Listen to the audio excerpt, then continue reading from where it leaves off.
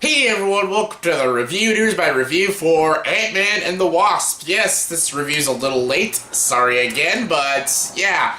Luckily, my next review will be an early review, so it's kind of a makeup for this late review for Ant-Man and the Wasp. But yes, Ant-Man and the Wasp. Ant-Man and the Wasp Ant-Man and the Wasp stars Paul Rudd, Evangeline Lilly, Michael Douglas, Laurence Fishburne, and Michael Pena. And this movie, once again, is directed by Peyton Reed.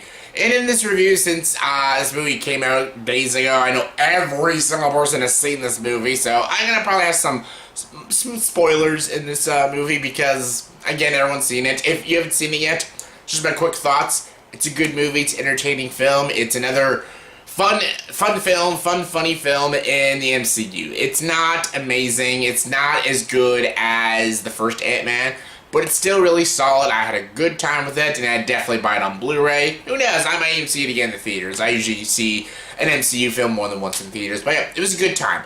Alright, let's get to it. My thoughts and opinions, and yeah. This movie is problematic at times. Like, it really is. But what I really liked about it is it's a palate cleanser. It's a palate cleanser from the Infinity War. Because Infinity War was dark and depressing, especially how it ended. You all know how Infinity War ended. If you didn't know, why you're watching these MCU films already, but like, that movie was dark and it was funny, but it was really dark and depressing. We needed something lighthearted and fun, and that's what Ant-Man and the Wasp gave us. And another reason why I had a lot of fun with this movie, it feels like a 70s screwball comedy. It is so weird, but great. It has, like, Honey, I Shrunk the Kids sort of style, but it's a lot like What's Up, Doc? You know, the Barbra Streisand and Ryan O'Neal film? It's a lot like What's Up, Doc? It's like Honey, I Shrunk the Kids meets What's Up, Doc meets Ant-Man stuff, and I like that. It's got that sort of slapstick screwball comedy, very 70s feel, and it's like modern visuals with 70s style comedy, and I kind of dug it. And a lot of the third act reminded me of What's Up, Doc, and it was really great. I don't know if this film was trying to homage What's Up, Doc, but it even ends with a car going in the water and stuff, very reminiscent of What's Up, Doc, but yeah. That was really great. And Paul Rudd is so good as Scott Lang. He is such a good actor. He is super funny, super likable. And yeah, seeing him on like house arrest at the beginning of this movie is really entertaining and stuff. And I liked his chemistry with Evangeline Lilly as Hope. And she's also really great. She was good in the first Ant-Man. I never liked her in the Hobbit films. I like the Hobbit films, but I don't like her in the Hobbit films. She's good in this. I like her as the Wasp. She's super kick-ass, really badass. She really fits the role very well, and she works good with Paul Rudd, and I think they're really great together. Hank Pym, Michael Douglas, is really great. I liked Michael Douglas a little more in the first one. They give him a little less to do in this movie. Yes, he's doing the technology, trying to save his wife and stuff, and, you know, it's the Pym particles and stuff. He invented the Ant-Man suit. He's a very crucial character, but I felt like all in all, I don't know, he wasn't as needed as he was in the first one, because the first one, he's training Scott. Scott's already trained in this one, so basically Hank's kind of like the smart guy, but Hope's also very smart, and his wife is even smarter, so I feel like Hank was more of a pointless character in this one than he was in the first one. Same with Michael Pena. Michael Pena as Luis, he was so funny. He was hilarious in the first one, he's just as funny in this one. He even has his, like, you know, his joke that he always does about telling stories and stuff. He's super good. He does help Scott, but I felt like he wasn't really needed in this film. Basically, this is Ant-Man and the Wasps. It's their movie and stuff. They're the crucial characters. And, of course, Ghost, the villain Ghost, who is a character, the actress is playing a good job, and I can see where they're going with this villain. But I didn't find her all that amazing and all that compelling. And she's not even really a straight villain. She's more just an antagonist because there's a reason why she's doing all this and stuff. And I do feel bad for her. Honestly, this villain could have been fantastic. This could have been a truly great villain. Like another Thanos or another Killmonger or another Vulture or another Loki.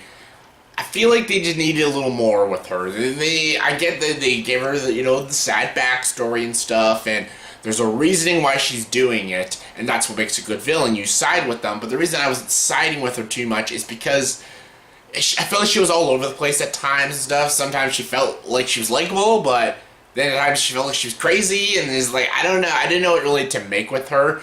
The actress does a good job. I just felt like the writing with her was at times inconsistent, and again, she was okay. I didn't think she was a bad villain, but I think she was a missed opportunity to be a great villain. She could have been a really great villain, but she just came off as okay to me, and she's gonna probably fall in the wastelands and come off maybe at times forgettable and stuff. And I feel like when I remember MCU villains, I'm not gonna really remember Ghost and stuff, and I should, because you do feel bad for her, and she does have a tragic backstory, but I don't know, like, she's on the verge of death the whole entire film and stuff. She's trying to get all this done to save her own life because she is slowly dying.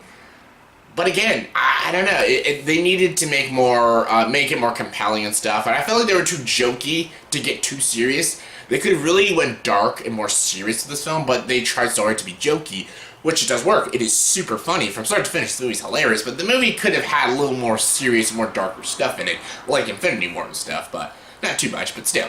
Again, it's a palate cleanser. It's supposed to be the fun 70s screwball comedy feel Marvel film, and it's great. Like, the performances are all really great. The action is phenomenal. It's super, super creative with these action scenes. And how they do the growing and the shrinking. They do different sequences than the first one, and it's so appealing to watch for the eyes. It's beautiful to look at. When we get to see, like, the different worlds, the quantum realms and stuff, it looks gorgeous. The visuals are top-notch, and all the shrinking scenes are so freaking creative. They get very creative with the action sequences, and I think it's really well done. And I think the direction by Peyton Reed is absolutely solid. The writing is also really good. I think it could have had a little more serious moments, but the writing was still really good and really snappy, which I liked. Walton Goggins I like Walton Goggins, but he was in the movie way too much. He only needed to be in, like, one scene, and that's it. Like, he was another very pointless character. I don't know why he was in the scenes that he was in. I don't know. Like, I thought he was a pointless character, and as much as he's a good actor, and he's fine in the film, he wasn't needed, so they could have just taken him completely out of the film. But again, I had a lot of fun with this film. Like, there was problems. There is, of course, end credits and stuff, and their credits I saw coming, but they were cool to watch and stuff, and it gets me really excited for the next MCU film. And I think all in all, this is a solid piece of work. I think it is a very entertaining film. It's got great action, great comedy, two amazing characters who work great off each other. The performances by everyone is really great, and it's just a fun film. It's not a great film, but it is a fun film, and it's a film I would highly, highly recommend, and yeah, it's a film I really, really enjoyed.